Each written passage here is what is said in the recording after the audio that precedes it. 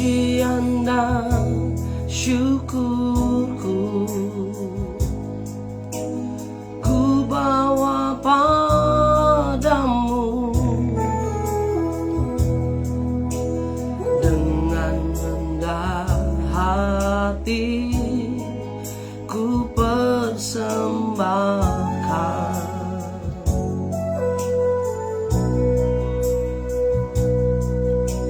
Sadar bila ku ada hanya karena anugerah,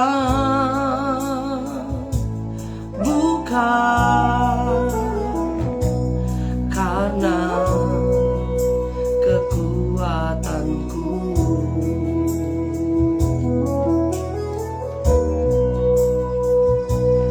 Ku tahu hidupku adalah penyembahan. Kau ciptakanku dalam kemuliaan-Mu. Haleluya. Ku tahu hidupku berharga di mata-Mu. Segenap hidupku persembahkan.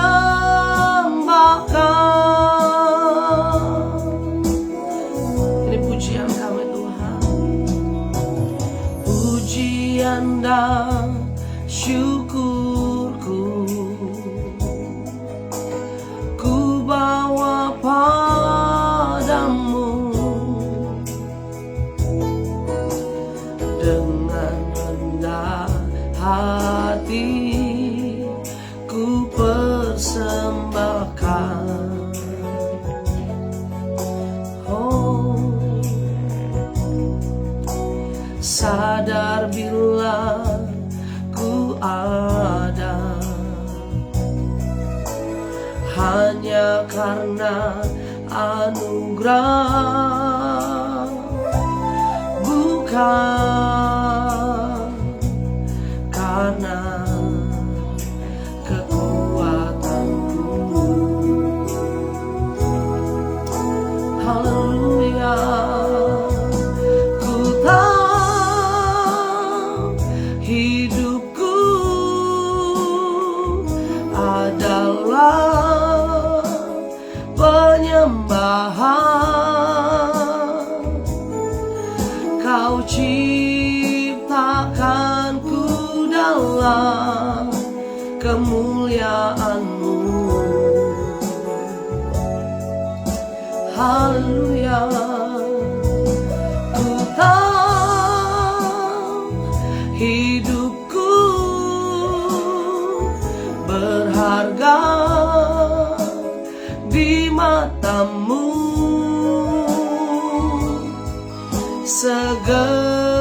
Segenap hidupku persembahkan. Haleluya.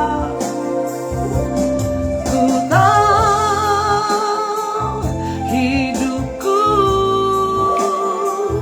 adalah penyembahan.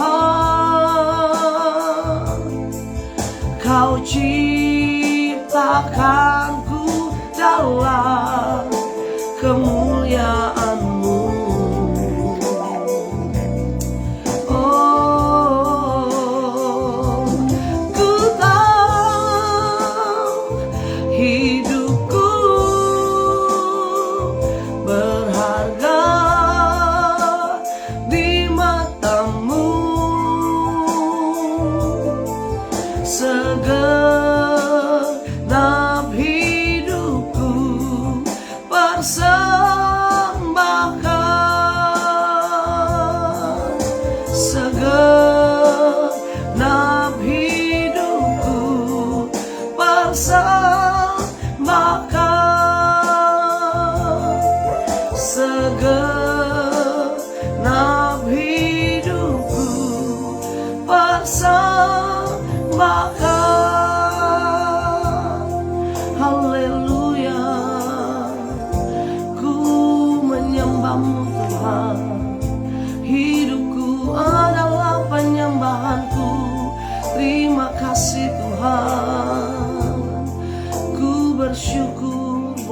kasih setiamu.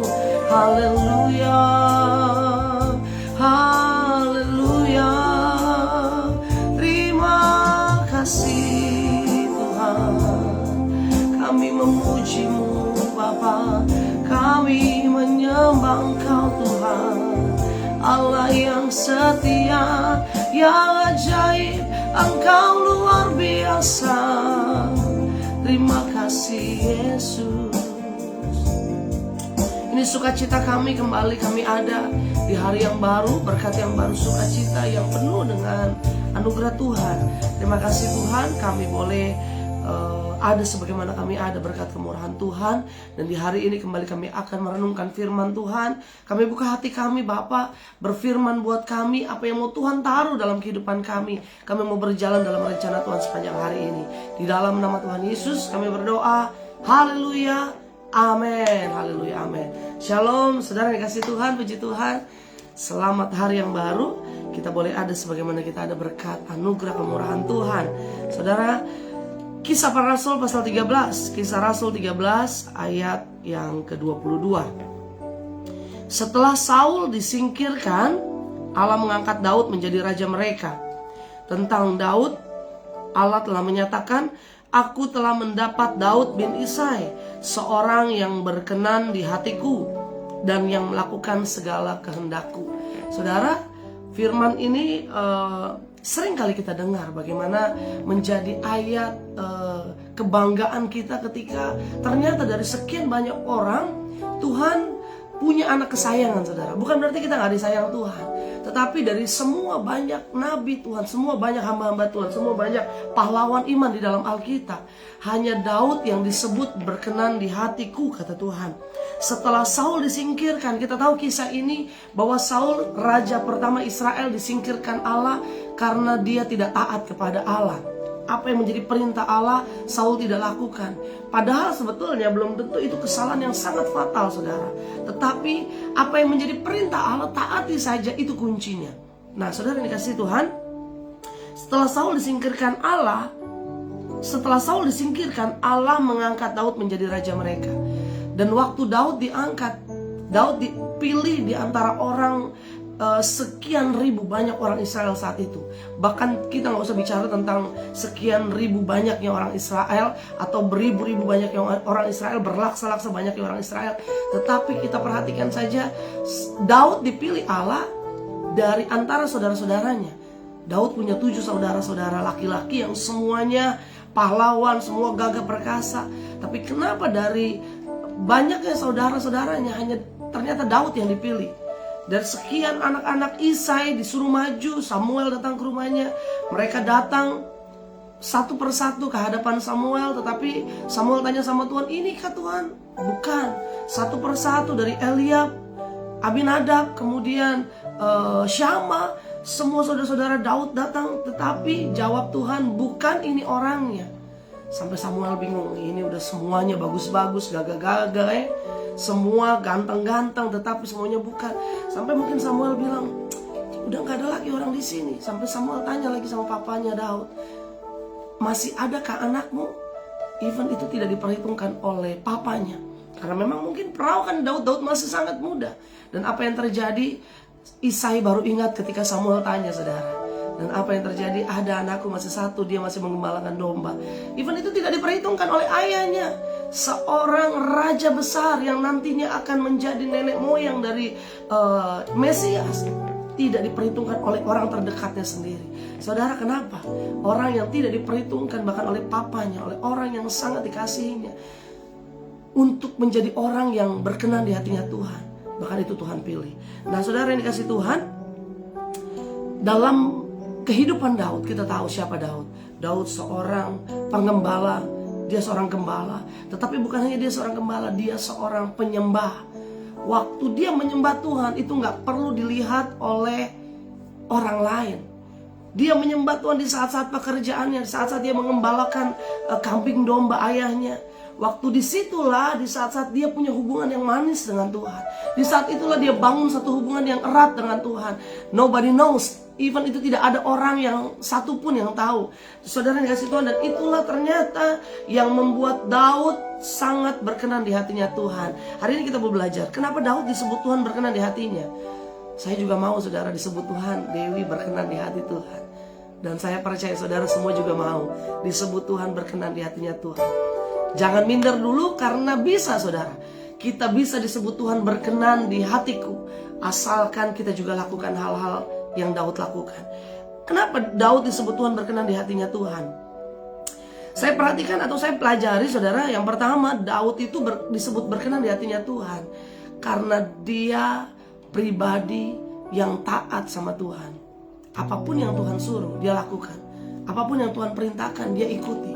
Dia orang yang selalu tanya sama Tuhan. Waktu dia berperang, dia pimpin peperangan, dia tanya sama Tuhan, Tuhan apa yang harus saya lakukan? Apakah saya harus maju berperang ataukah saya diam saja?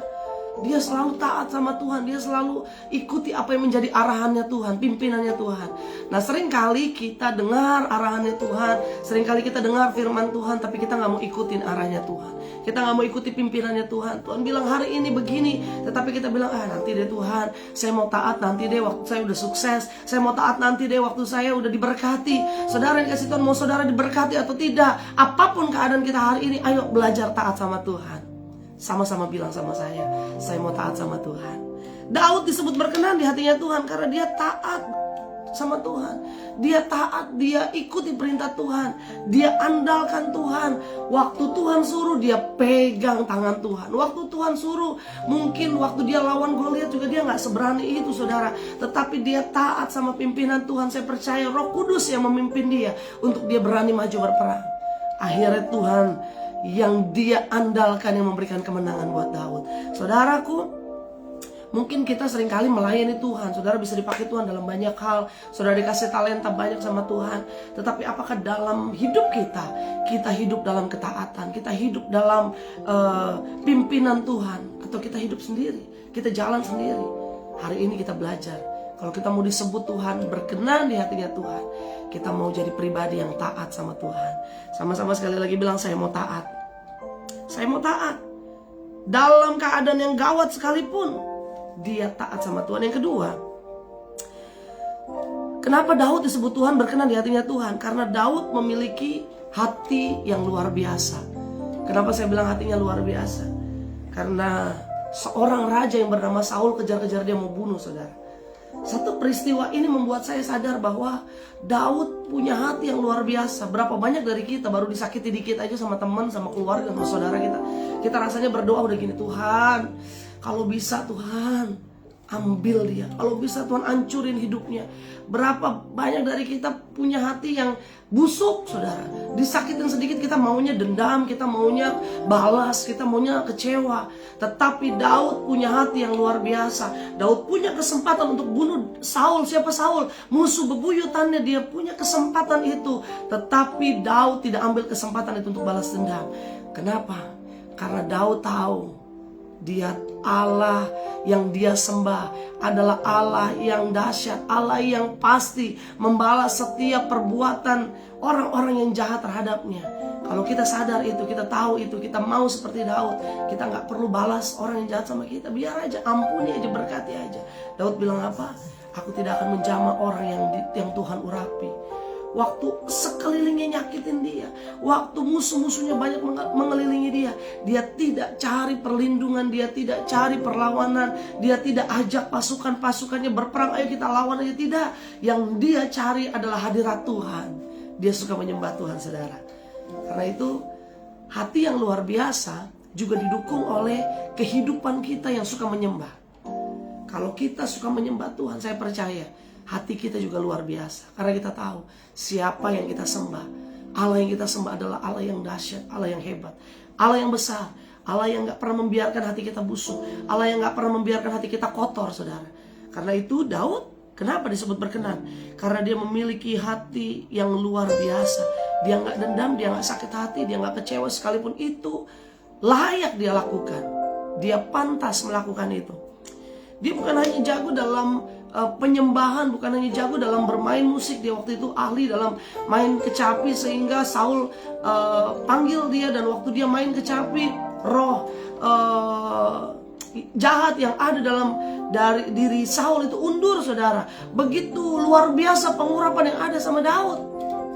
Nah, saudara dikasih Tuhan, waktu kita nyanyi, waktu kita main musik, waktu kita menyembah Tuhan, berapa banyak orang yang bertobat atau berapa banyak orang yang murtad, saudara. Karena orang lihat kita, ini orang menyembah Tuhan tetapi mulutnya busuk. Ini orang menyembah Tuhan tetapi mulutnya jahat. Ini orang menyembah Tuhan, melayani Tuhan tetapi hatinya miring, saudara. Hari ini kita mau belajar dari Daud. Dia seorang penyembah, dia seorang hamba Tuhan, tetapi juga punya hati yang luar biasa. Ayo kita menyembah Tuhan, kita juga punya hati yang luar biasa, karena penyembahan kita lahir dari dalam hati kita. Nah, saudara, yang ketiga, kenapa Daud disebut Tuhan berkenan di hatinya? Daud bukan orang yang perfect, Daud bukan orang yang sempurna. Daud betul dia raja, Daud dia pahlawan, dia satria, dia gagah perkasa. Bahkan banyak peperangan yang dipimpin oleh Daud menang, saudara. Tetapi bukan juga dia orang yang sempurna, betul-betul sempurna.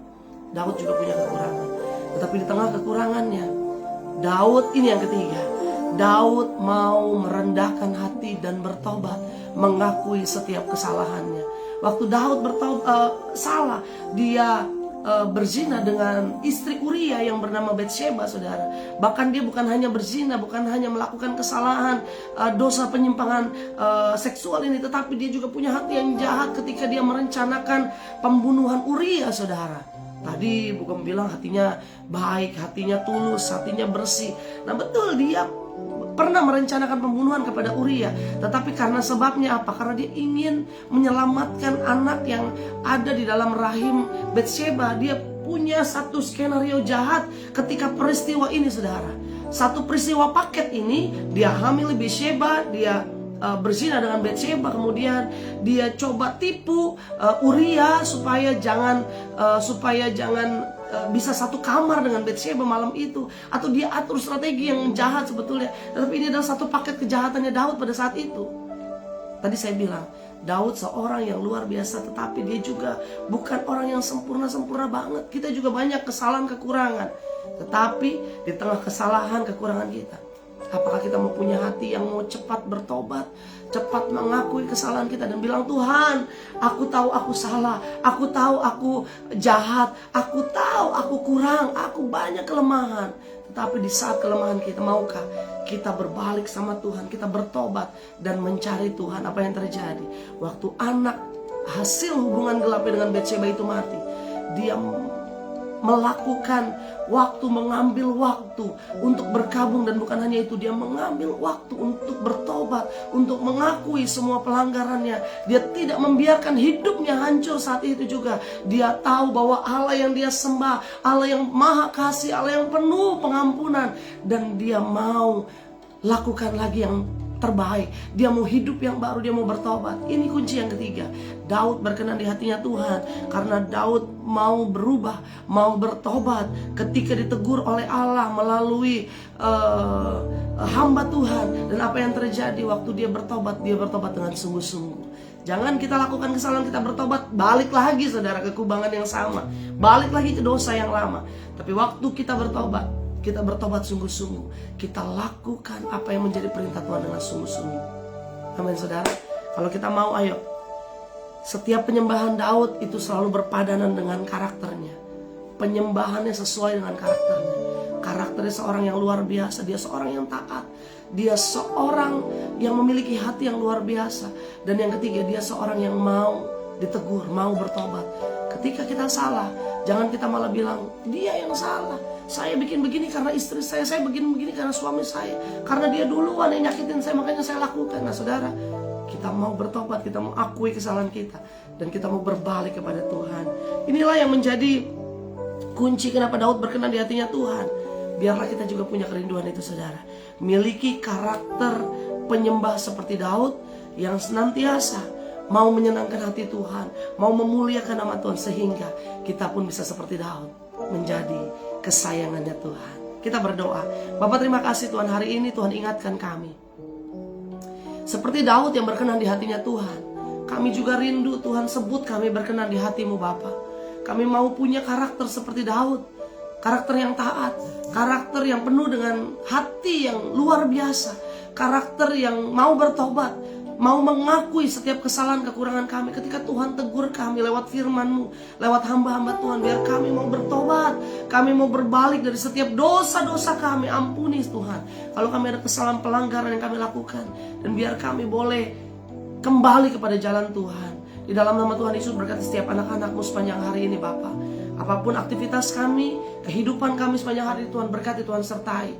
Kemanapun kami melangkah, dalam pekerjaan kami, usaha kami, rumah tangga kami, keluarga kami, kesehatan kami diberkati Tuhan. Dan sepanjang hari ini kami melihat berkat-berkat Tuhan tercurah atas kehidupan kami pribadi lepas pribadi. Yang sakit disembuhkan Tuhan, yang lemah dikuatkan, yang susah Tuhan hiburkan. Kami alami kemenangan bersama Tuhan. Di dalam nama Tuhan Yesus kami berdoa, haleluya, amin. Selamat berjalan dalam berkat Tuhan sepanjang hari ini. Tuhan Yesus memberkati, haleluya.